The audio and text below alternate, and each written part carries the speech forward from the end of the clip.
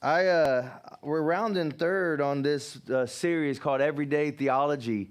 I hope you've enjoyed it. The whole point wasn't really to rewrite, to come up with something deeply, wildly profound. It's really not some kind of There's not a ton of Greek and Hebrew associated with this message series. It's really about rethinking things that we always do in our everyday life and see, could Jesus possibly use these moments, things that we've talked about, like work and family and friends, and even what we do here outside of the walls as the church. How do we reconnect all of life back to Jesus? I've told this story multiple times. I won't say it again, but I was kind of told at an early age, being raised in a very conservative church and a very conservative family, these things are good and these things are bad. And so in my adult life, I even carried that with me. This is good, this is bad. This is my church life, this is my non-church life. And the whole idea of this series is to really realize that Christ came to redeem everything, and that all of us, all of the things that make us us, the Sunday things and the Tuesday things and the Friday night things, all of those can be used to tell the story of Christ in our life. Amen? And so I wonder if we could take a step into the kinds of things that we all have an interesting relationship with. My friend Jason, he said this morning as we were talking through the service that this is probably going to be one of his favorite messages of all time, because we're doing the theology of food. And some of us just have a love affair with food. We have an interesting relationship with food. All of us do. See, we all need it. Some of us, we just, it's like the bare necessities, just enough to stay alive. And some of us, we really love our food. My wife makes fun of me because I don't have much of a sweet tooth really, but until about 3 a.m. She will wake up the next morning, and I will have gone through the cupboard and opened up some Pop-Tarts, and it's 3 a.m., so I'm not really cleaning up after myself real well. And so she comes downstairs to Pop-Tart wrappers and sour candy wrappers on the counter, and she says to herself, I think I'm literally married to a third grader. This is her life, but we all have an interesting relationship with food. We get cravings. We have these different things that we want at different times. I figured that a great way to start a message about food is maybe to show you some pictures of food. These are some of my favorite foods. I might just take unofficial polls as we go through this. Let's go through them together, Karen. What's the first one we got? So this right here is an essential. This is what I basically lived on until I was about 28. I had no palate whatsoever. Chicken tenders and fries. This was a steady diet of Dustin Burke right here. Chicken tenders and fries. What I like about chicken tenders and fries is that you can dip them in anything, and that completely changes the meal. Like one dipping sauce changes the experience. This is a brilliant option for food this afternoon. If you're looking for some ideas, go to the next one. Then we've got, I don't even know exactly what's going on here, but I want to shake their hand. They're making great decisions with their lives. This is an amazing demonstration of dessert. Like, I don't even know what kind of cone that is, but I will drive any distance to get to it. So that looks amazing. Anybody got a sweet tooth? How many of you got sweet tooths in the room? Kind of a go-to. Okay, yeah. I typically default to having more of a savory. I like savory foods again until about 3 a.m. and then I don't know what I'm out of body experience or something like that. But no, to go to the next one. So this is this is like more of a home cooked vibe. Looks like grilled fish. The delicious looking salad with avocado and hard-boiled eggs. Got some asparagus and some red potatoes. I mean, this is a good looking meal. I think this demonstrates health. And so if this is the one that you like, I just want to say good on you. Kudos to you and your healthy decisions. But then let's keep going because sometimes, I don't know. This is actually, I'm really curious. I need to know this. It'll help me just kind of see, am I normal or is this like a problem that I need to talk to my therapist about? I have these random, my wife and I, we agree with this, I think. I'm speaking for my wife. She said, don't ever speak for me. But so sometimes it's like, what do you want for dinner? And we just have this craving to walk down the frozen food aisle and just see how many bad decisions that we can make. Like, what all can we make at 450 degrees in our oven at the same time? Anybody love frozen food? Like just the frozen food? So it's just me. Okay, wow, sweet. Then you put me on blast, but let's keep going here. Then the other side is chicken wings. Yeah, you know what I'm saying? Like football season, let's go. I mean, this is pretty epic. What's the wing place in town that you love? Wingstop. Is that the move? Yeah, I was going to say, is Buffalo Wild Wings, is that like a thing? Because I know it's a chain, and I liked it back in Ohio, but that was always a good one for me. Is there one that I don't know about that you're like, you got to go? Those are the two. Okay, good, because I'm a wing guy. Go to the next one. And then you got back to the Sweet Tooth. Let's just keep moving through these. What do we got? Is that the last one? Is there anything else, Karen? Yeah. So literally, I crave pizza every day of my life. You know how sometimes I say that the whole Android and iPhone battle, that I believe that heaven has a special place for iPhone users and Android users. There's a special place as well. But it's also in heaven. But I have this very visceral reaction as well to people who would like any kind of vegetables on their pizza. Why would anybody ruin a perfectly good pizza by putting, you want a salad, get yourself a salad. But how many vegetables on pizza, people, do we have? Okay. Evan, yikes, dude, this is a combo? Okay, this became a mutiny. And I just want to point out. My fellow Android users. Those are Android users who also like vegetables on their pizza. Okay, and I just want to point out. This is not my message, but it's the message within my message. You've never been so vocal about any message I've ever preached in my entire life. But yet we start talking about food, and the reality of it is we have a very interesting relationship with food. I was prepping this message real late on a Tuesday night, and so it was like 11 p.m. I was in the new office at the Converge Center. That's pretty awesome. And yeah, we can celebrate that. That's awesome. And so I was this happens to me a lot. I forgot to eat, and I'm late in the day, and I hadn't eaten, and I'm looking up these pictures on the internet. And in my office, all of a sudden, my stomach starts growling, and I realize I haven't eaten, and I'm starving to death. We actually have physiological responses to seeing food. This is interesting. Massachusetts Institute of Technology researchers have discovered a previously unknown part of the brain that lights up when we see food.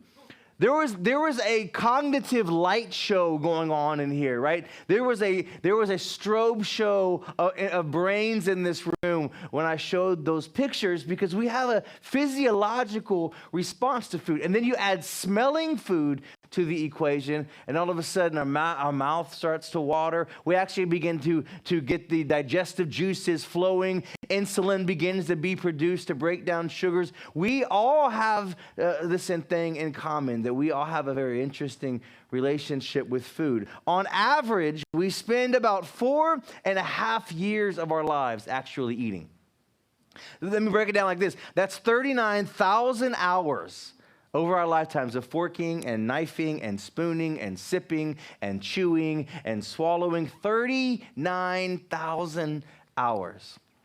And the point of this series and the point of today is not to really try to rebuild the wheel of sorts. No, it's to ask you, if there's 39,000 hours that we spend eating, is there something that we can think, a filter that we can put on to say, Jesus, how could you use this time?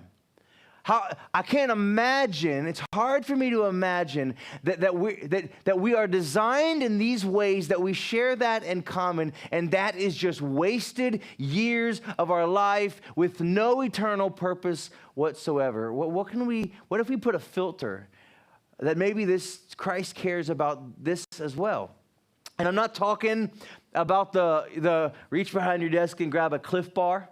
I'm not saying that every time you put something in your mouth that it needs to be some kind of spiritual experience. But I read this week. Dr. Stuart Fairmont, he's a best-selling author and a food scientist. He says this in one of his books: the ritual of cooking and sharing is entrenched in our psyche. There's research which shows that regularly eating with others improves overall well-being. And he goes on to say, you'll live longer if you take the time to create food, cook food, and eat food with others. It's an interesting fact. It's an interesting discovery that science has proven, but it really shouldn't be surprising to us because we were designed with a need to eat, and we were also designed with a need to be together. Like when God created Adam, shortly thereafter, he says you need somebody to do life with. And so it shouldn't be surprising that we are at our best when we both do what we have to do to survive and what we get to do because we are together. That we are better and our well-being of our lives is more deeply established when we do those two things together. Food is mentioned throughout the entire Bible over 1,200 times from Genesis to Revelation. If God's going to say something and talk about something over 1,200 times, it stands to reason that there's something there for you and I. And we don't have to dig too deep to imagine the ways that God used it. I just didn't even crack a Bible. I just went from my own knowledge of Bible stories, some things I learned from flannel graph in Sunday school when I was a little kid, and reminded my heart of the ways that God used food and drink. I thought of manna for the people of Israel.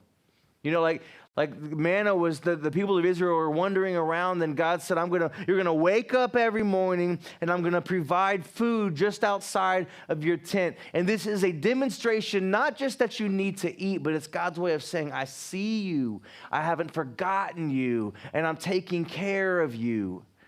I wonder, this really isn't my message, but I couldn't help but think for myself, at least when I was putting this together, what if I took the time when I have a meal to say this is more than just a meal. This meal that I'm taking is God saying to me and to you, I see you. I haven't forgotten you, and I'm taking care of you. I know the idea of just simply saying grace might be a reflection of this is a gift that comes from God. Because here's the crazy thing. Ed mentioned it. We fed the homeless on Wednesday and did a funeral service for them. And those moments just remind me of how easy it is for me to forget just how blessed that I really am. I might not be able to buy a whole bunch of meals, but I could pretty much buy at least a meal at any restaurant in town.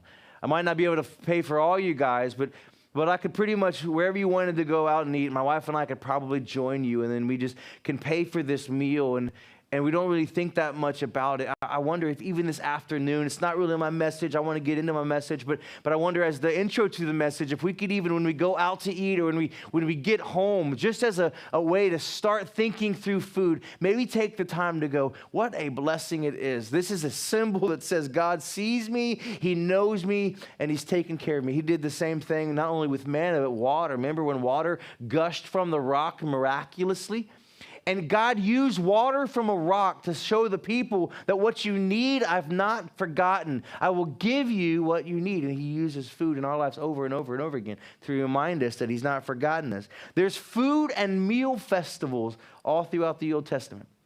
Like food is directly connected to us remembering something about God, something about his story, something about the story of God in his people's life. Food is directly connected to those festivals. In fact, there are specific foods and even specific people that you eat those foods with that are connected to these festivals. God cared a lot. Have you ever looked over the Levitical law and just seen how many times there's something about what we eat and when we eat and with whom we eat. God cared about the way we paired food with our lives. Remember Elisha's widow, the widow and Elisha and the oil? Elisha said, can you just take care of the prophet? And the widow said, we don't have that much. If you remember, she said, we're got enough for one more meal. We were just planning to make this meal and what? And die. Yeah. she had realized that without some intervention that she was going to die. She had run out of food, and her obedience and faithfulness to care for Elisha meant that God responded, and he cared for her, and her son ate meal after meal after meal after meal miraculously, because God cares about saying to those that might otherwise forget, I see you, I remember you, I care for you, and I'm showing up for you. I like this one, Elijah. Not Elisha, but Elijah, the story of under a broom tree. He accomplishes this incredible feat in ministry, and he's sitting under a broom tree, and he says, I want out. Ministry's too tough. I don't want to do this anymore. I don't like the people. I don't like the stress and the pressure. He says, I wish I didn't have to do this anymore, so much so it'd be better off if I was dead. And I find it so interesting, and maybe you do too, that God didn't respond and say, Elijah, how dare you? I just called down, I gave you fire from heaven, and now the very next chapter, you're like, forget it all, I want out of ministry, I quit. And instead of God responding how I might have and said, who do you think that you are? He did something miraculous for Elijah. What did he do? Made him a meal. An angel of the Lord shows up to Elijah sitting there under a broom tree wishing he was dead, and God shows up, and instead of chastising him, he makes him a meal. This hot plate forms on this stone, and water randomly shows up, and God says to Elijah, I see you. I haven't forgotten you. I want to meet you in this. God has always been about using food to remind us of his promise and his presence in our life. It carries into the New Testament. Just very quickly, we can think of Jesus feeding the 4,000, the men, and then plus the women and children. And in a later passage, he fed the 5,000 men, plus the women and children. I don't know if they were like on the brink of death or if they were just hangry.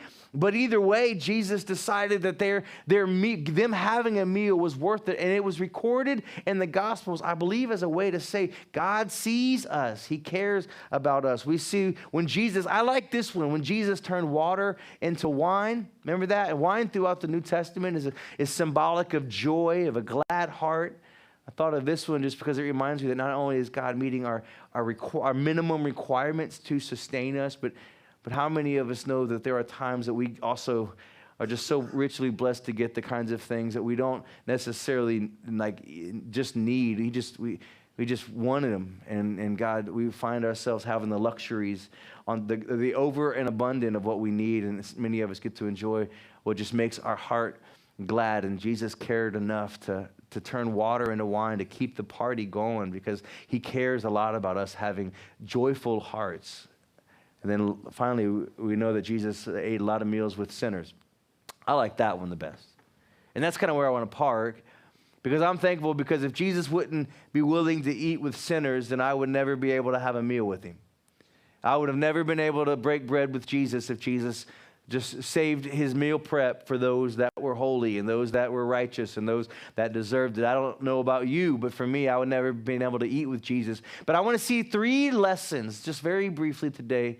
See if I can see 3 lessons from Jesus about food and what Jesus did. So we know that God cares about food. It's used 1,200 times. We know there's a connection between food when we eat with others. We know that food was used as a reminder to say that God cares about us and he sees us. And I do think that we should live grateful lives. And I don't always pray over every meal. I don't always say grace before I eat. I literally just decide that when God prompts me to, no matter who I'm eating with or what I'm doing, hey, can we pray real quick? But for me, the formula of saying grace before a meal stopped feeling like it was authentic, and it kind of felt formulaic. So now I pray as I'm inclined to before a meal. But after doing this message, I find myself more inclined to, because I see every meal like, you see me, you care about me, and you're showing up for me. So the character of God was extended through the person of Jesus, and Jesus meets with some people.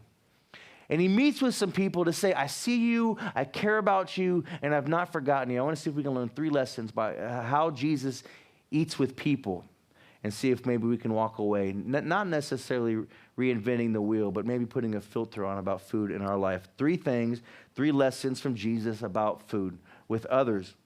Number 1, that a meal can cross divides. A meal can cross divides. There's gaps between us and people sometimes. And sometimes a simple meal together can be a great first step to cross some divides. We see this in Luke chapter 19. We'll read it together. Luke chapter 19, beginning in verse 1. We're going to read 7 verses. It goes like this. Jesus entered, what's that word? Well, just keep that word in mind. It's going to be not my message, but a message within the message. Jesus entered Jericho, and he made his way through the town. There was a man there named Zacchaeus. And I don't know, I might be the only one that knows it, but Zacchaeus was a wee little man, and a wee little man was he. For he climbed up in a sycamore tree for the Lord he wanted to see. And I could do the motions for you if you wanted me to, but that's a children's church song. But what I didn't know from the children's church song that I learned is that he not only was a wee little man who wanted to see the Lord, he was a chief tax collector. It's one thing to be a tax collector. Being a tax collector would have in and of itself been bad enough. But this is the tax collector among tax collectors. This is the thief among the thieves. This is the chief of the tax collectors.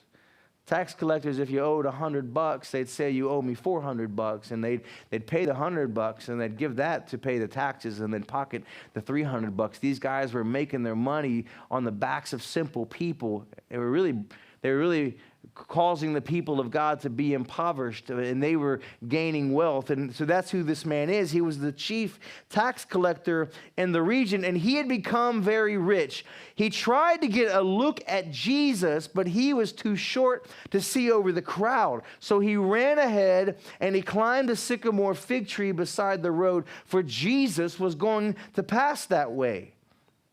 When Jesus came by, he looked up at Zacchaeus, and will you say those words? He called him by name. First off, I want you to know that Jesus knows your name. He already knows you. Say, Zacchaeus never introduced himself. But there was a little bit of a desire to see Jesus. Zacchaeus wasn't sure if he was going to go all in. He wasn't exactly sure if he was going to really give his life to Jesus, but there was something there that was worth looking deeper into, and that might be you today. It might be you today. You're not really sure that you're ready to necessarily go all in, but something brought you here, and I just wanted to let you know that he knows your name. Even before you introduce yourself to him, he sees you, he knows you, and he's not forgotten you. And sometimes he wants to have a meal with you so that you can really understand him more deeply. That's what it was with Zacchaeus. So Zacchaeus, he said, I like this. This is so interesting. Like Jesus, just the gall of Jesus. Zacchaeus, he said, quick, come down. You're making me dinner. Quick, come down. I'm going to your house today. Jesus, are you allowed to do that? Is that socially acceptable? Well, I guess if you're Jesus, then it is, but it'd be like me just walking down the street, leaving the theater and walking down and saying, excuse me, sir, I'll take pepperoni on my pizza, your house, 6 p.m. See you there. I mean, that's what Jesus did, but Jesus knew there was something stirring in the heart of Zacchaeus. And then look what happened. Zacchaeus quickly climbed down. He couldn't wait. It was going to be just a glimpse, but Jesus has other plans sometimes, don't he? It was just going to be a quick glance and just to really see Jesus and how he interacts and how the people interact with him. It was just a quick glance as he passed by, but Jesus is never going to be satisfied with a quick glance. A quick glance, a quick prayer, a quick pop by church is never going to be enough for Jesus. Jesus wants to know you. He wants to really spend time with you. And so he says, Zacchaeus, come down. And Zacchaeus couldn't wait to get down. So Zacchaeus climbs down, and he took Jesus to his house in great excitement and joy. And then verse 7, those dang church people. But the people were displeased. He has gone to eat at a notorious sinner's house, they grumbled. I don't even know if it's going to be helpful. I just didn't want you to miss it because maybe this will speak to you as you come in here. Remember, where's this taking place at? Remember? Jericho. Yeah. I don't know if you know the story about what makes Jericho unique and special. You know, the people of God walking around Jericho, God said, I'm going to give you this city. And the people of God are like, well, that's a fortified city. This is like a military city. There's no way we can take this city. And Jesus said, you can if I give it to you. So they began to walk around the city doing just like God said, and what happened to the walls of the city came crumbling down. Something that they could never accomplish on their own, God gave to them. God invited them into something that they not only didn't belong in, that they could have never gotten to on their own. And now they've spent some time there, and the religious people who are already guests in a town they don't belong in are now deciding who's in and who's out. And man, isn't that just the way that it feels sometimes when we show up at church? I need to remind you that it ain't a single person in this room. This is where you quote it. And the family of God is not what you just deserve a place in. You were invited in by the person of Jesus Christ, who did everything on behalf of your sin and my sin. And we did nothing but simply say thank you to the Jesus who was born, left heaven. He had it made in heaven, and he put on a suit made of skin, and he lived a perfect, sinless life. And he went all the way to the cross. He was beaten, and he was tortured, and he hung on the cross, and then he died there on the cross, and they put him in a tomb, and then he rose victoriously. And all we did was say thank you. So far be it for me or for you to decide who belongs at the table, because we never did anything to be here in the first place. And Jesus is all about talking to the people who don't think they belong at the table and saying, can I invite you to the table? Because Jesus cares about crossing these kinds of divides. And here's the cool thing. When Jesus, through the lens of a desire to do more than just eat, but to really get to the heart of what this individual really needs, when Jesus walks into a room for dinner, Jesus has got more going on in his head and his heart than just hoping his belly's full. Because as we look in verse 8, meanwhile, Zacchaeus stood before, and I love that. Verse 7, you don't got to go to it, Karen, but I'll read verse 7. But the people were displeased. He has gone to eat at a notorious sinner's house, they grumbled. And then verse 8 starts with, meanwhile, as if the writer's going like while they're complaining, enter the scene of the house where Jesus is eating with this notorious sinner. And Zacchaeus stood before the Lord, and he said, I will give half my wealth to the poor, and if I've cheated people on their taxes, I will give them back 4 times as much. In verse 9, Jesus responded. Will you read this with me? Salvation has come to this home today. Because when we eat with people, we have the opportunity to really cross some divides.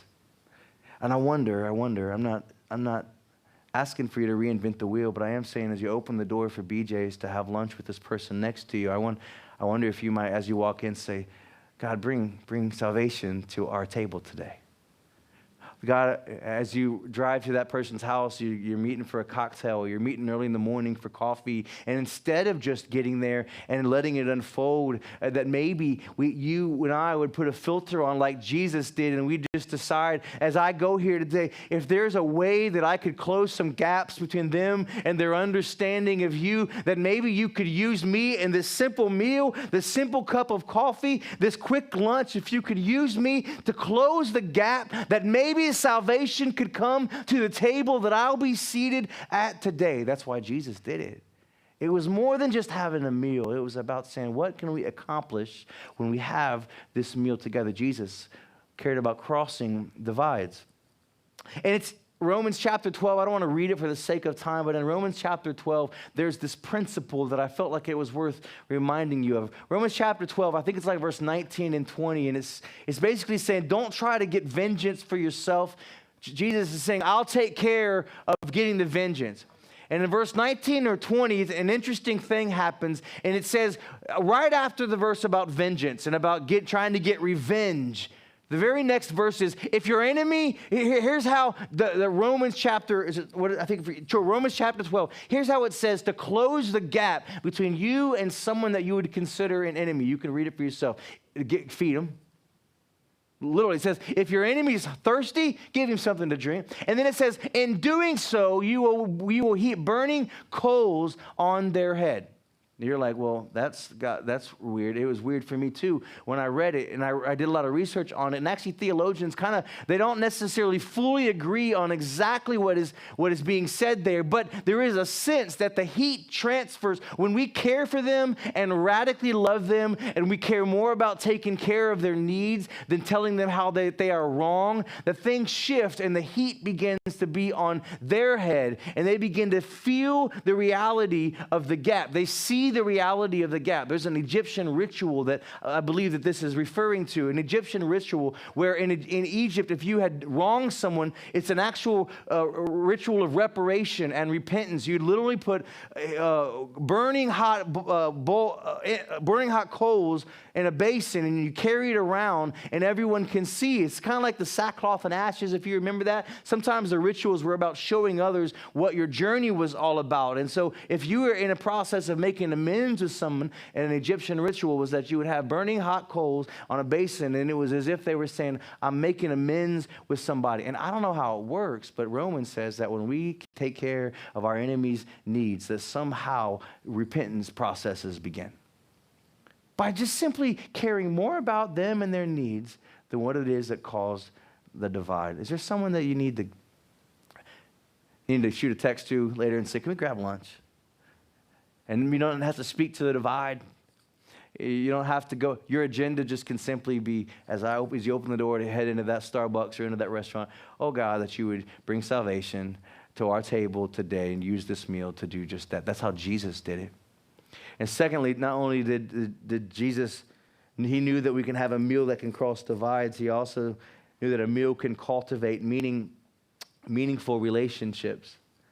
Moving through it pretty quickly, in Luke chapter 5, there's a man named Levi. I got the chance to sort of share this verse with the men at men's camp, and so it'll be review for some of those guys, but this was a powerful passage for me. I could pretty much preach these 3 verses all morning long, but I'll try not to. Verse 27 of Luke chapter 5, later, as Jesus left the town, here we see another tax collector, but this time Jesus' motive with this sinner is different.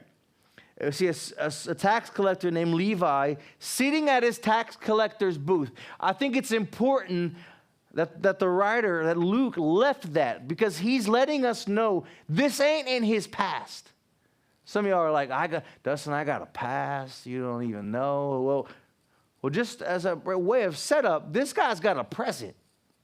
He's currently involved in the kinds of things that are disgusting to Jesus.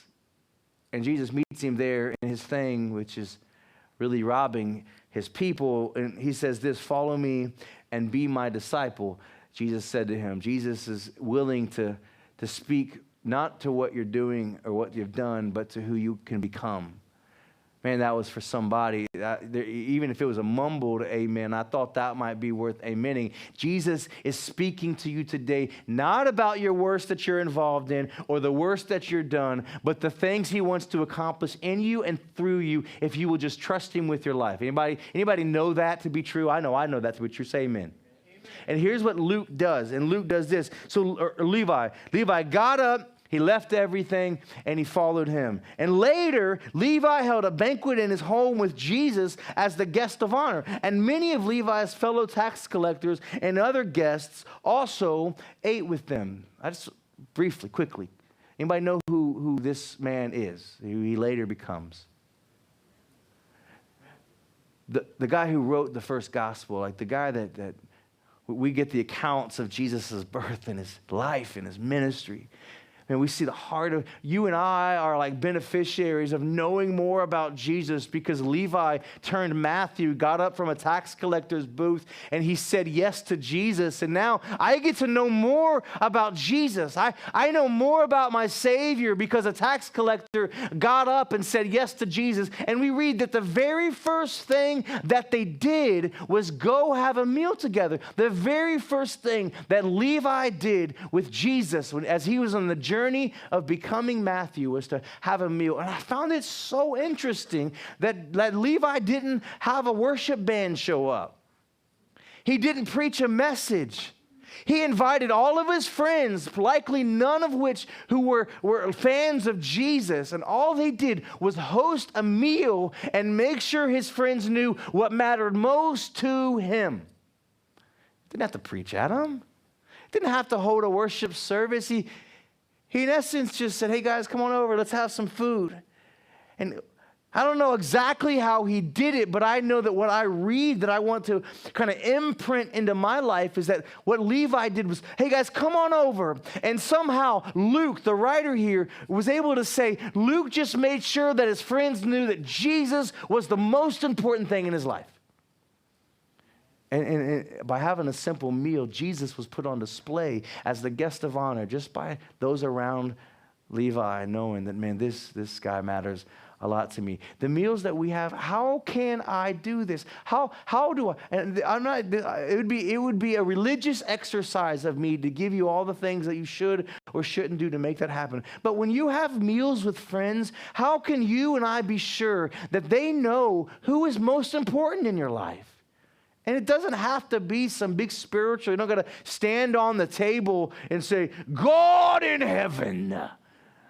No, just, but how can I live what I see here in Levi? Jesus decided, this is the very first thing I'm going to do for a relationship that's going to change the course of history, is have a meal together. And then Levi realized that while I'm here, is there any way at all that I can point my friends to know I just made a decision, and this decision is about to change the course of my entire life. And Levi said, far be it from me to ignore that or to pretend like it's not important, because it's really, really important.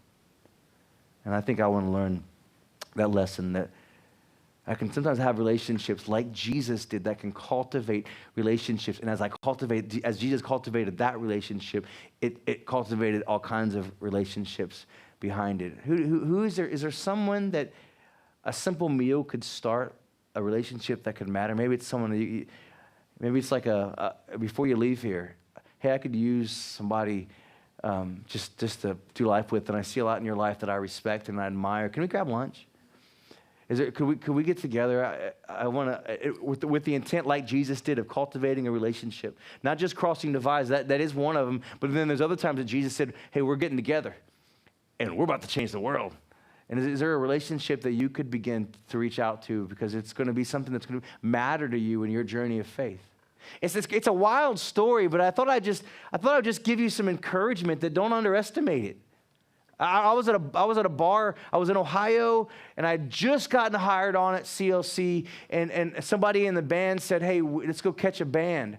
And the worship band, they said, let's go to, the bar was W.O. Wright's. Let's go to W.O. Wright's. And this guy who played in the worship band at church said, a friend's band is playing. And so we went to W.O. Wright's, and the band was there. And his friend was fronting the band, but there was a guy in the back of the band, a young guy, and he was playing keyboards. And I'm not making this up. You can ask my wife if I give anything in this story that is not true. But I'm illustrating for you, don't underestimate that the Spirit of God might say that relationship needs to matter to you. There is something in that person that I want to do something with. And so I'm at W.O. Wright's, and there's this guy in the very back playing keyboards, and I needed to hire a staff at Christian Life Center. And I'm at a bar with a friend, and the Holy Spirit says to me, reach out to that keyboard player and tell him you want him to be a part of what you're building at worship at Christian Life Center. And I had my first beer, and I'm like, what is in this? Because that's a dumb idea. That's a horrible, I don't even know if he sings, much less does he even like you. And so the night went on, the Holy Spirit just kept saying, reach out to him. The dude never sang. All he did was play keys in the the very back corner of the stage, and God wouldn't relent.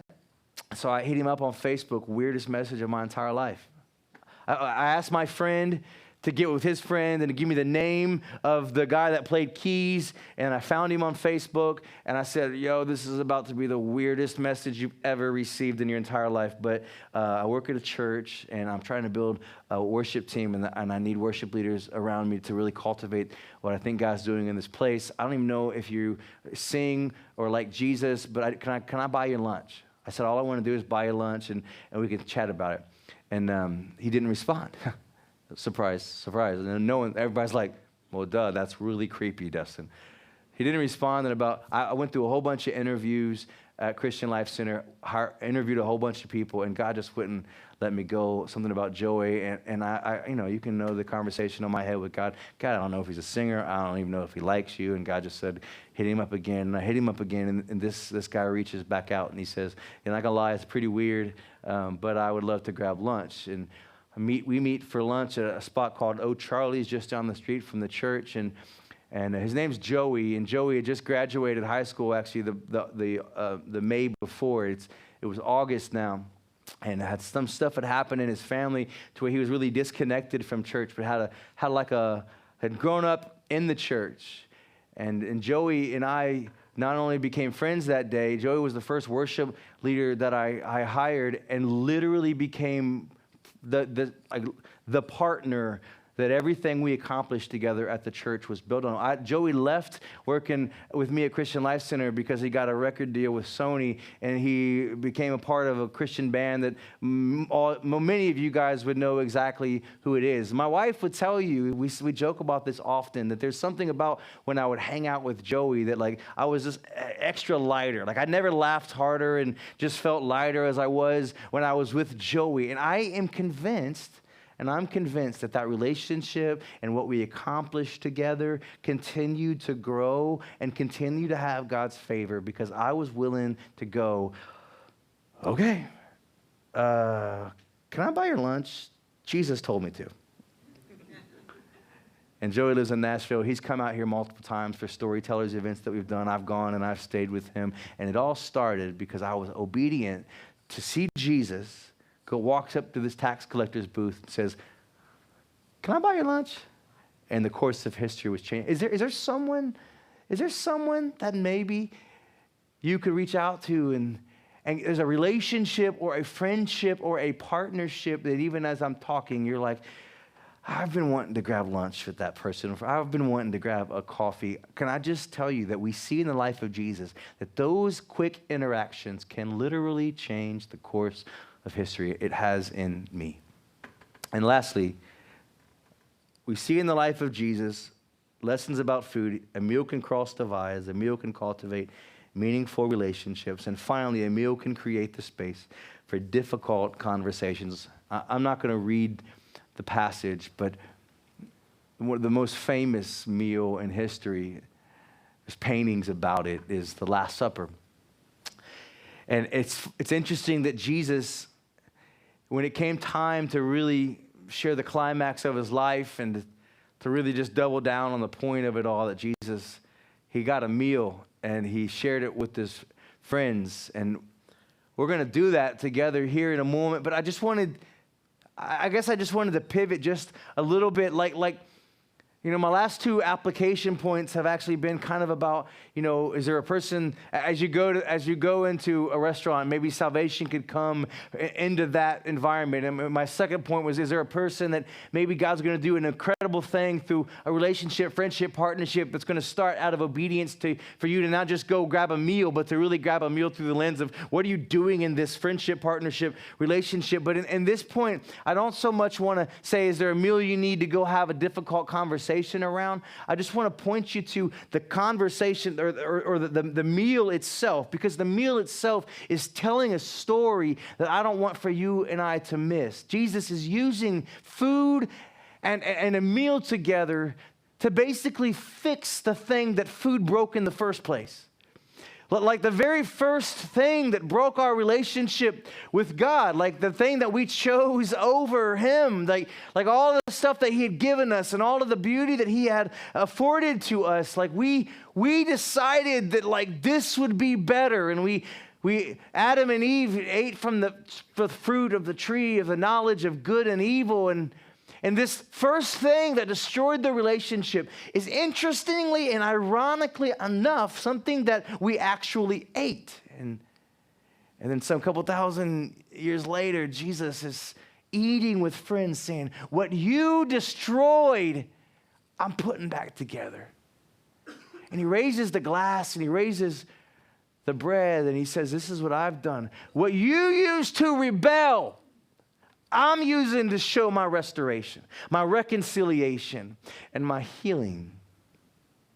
And it's hard for me to imagine doing a message about food without asking you about your relationship with it. And it's not just food. Let's talk about all the things that we put in our bodies. And I just want to ask you, is there something that you are involved in eating, drinking, taking in that you know has never been good for you? Well, there is the whole point of the Last Supper. What Jesus does there is to say that what we are destroying life with, he is trying to put it back together.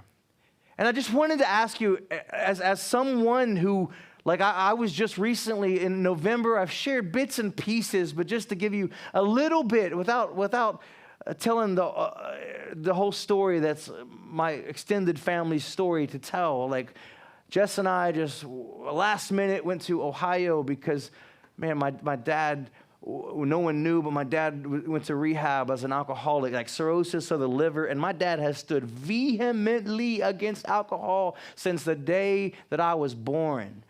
And he was secretly and quietly struggling with it to the point of just killing himself. And the crazy thing is that we have other secrets that we are secretly and quietly killing ourselves with. And I just wanted to give it a chance to pull it into the light and to say, Jesus wants to show you what you're using to destroy your life. He's saying, I'm providing something to heal it.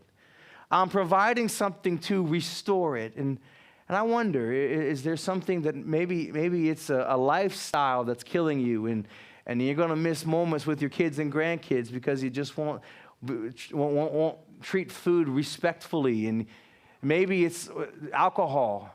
Look, it's one of the most dangerous things that we have. I believe we have liberty in it through Jesus. Oh, but we better be very careful. Not all things we have liberty in are very helpful for us.